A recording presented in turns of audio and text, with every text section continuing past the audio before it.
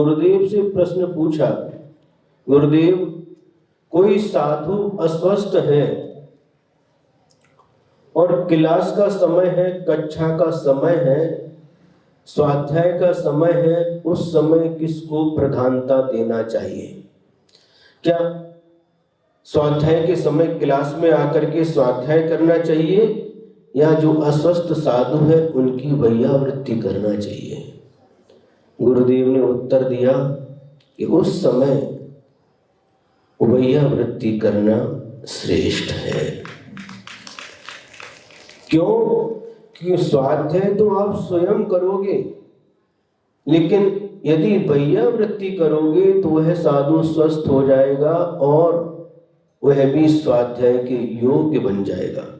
स्वाध्याय करोगे तो आप अकेले करोगे, लेकिन यदि वैयावृत्ति करोगे तो यह भी आपका वैयावृत्ति तप भी होगा और उस साधु के लिए भी उपकार होगा।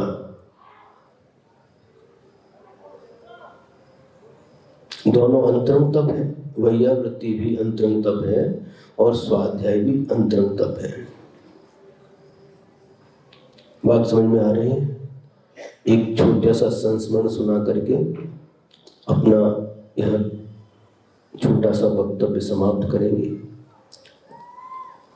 जब आचार्य के पास थे और जिस दिन आचार्य केसरोज करते थे, उस दिन जब सब महाराज जी आहार के लिए निकल जाते थे, उस समय आचार्य की वैयावृत्ति करते थे ब्रह्मचारी अवस्था में। और मुनि बनने के बाद भी जब गुरुदेव का उपवास रहता था या केसरोज करते थे तो सामायिक के पहले भी वैयावृत्ति करते थे और सामायिक के बाद क्लास के पहले गुरुदेव की वैयावृत्ति करने का सौभाग्य मिलता था हम मुनि महाराज लोगों को। नेमावर की बात है, 2002 की बात है, वहाँ चातुर्मास हुआ और चातुर्मास में एक दिन गुरुदेव ने केसरोज किया। आचार्य 2 महीने में केसरोज करते थे। 2 महीने में केसरोज करते थे, उत्कृष्ट केसरोज करते थे हमेशा। एक दिन गुरुदेव ने केसरोज किया, केसरोज के बाद हम 4-5 महाराज गए आचार्य वैयावृत्ति करना। आचार्य बोले अभी नहीं, बाद में।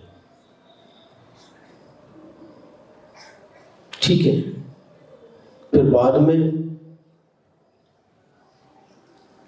आहार को उठने के पहले फिर गए, मतलब आचार्य का तो उपवास था, जो महाराज लोग आहार के लिए उठते उसके पहले फिर गए। आचार्य बोले बाद में।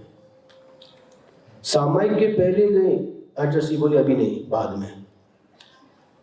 फिर सामायिक के बाद और क्लास के पहले लगभग 2:45-3 बजे से क्लास लगती थी, उसके बीच में सामायिक और क्लास के बीच में जो समय रहता है उसमें गई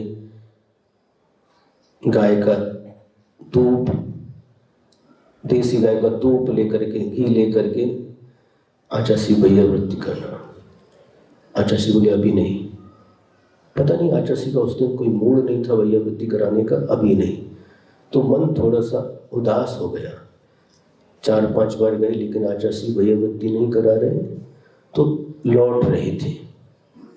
नियमावर जो लोग गए हैं उनको पता होगा, 7 नंबर का जो सेंटर में जो रूम है, हॉल जैसा है, वहां पर आचार्य रहते थे।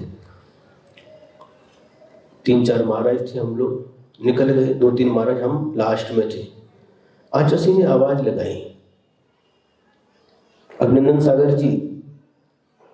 देख के पीछे मुड़ के देखा, जी आचार्य, बुलाओ सभी महाराज को, जो महाराज आए सबको बुला लो। तो 2-3 महाराज और थे, अजित सागर जी थे, और भी महाराज थे, बुला लिया। और आचार्य ने पैर फैला लिए और सिर पर और पैर के तलवों में घी लगा करके वैयावृत्ति प्रारंभ कर दी। हम लोग प्रसन्न हो गए।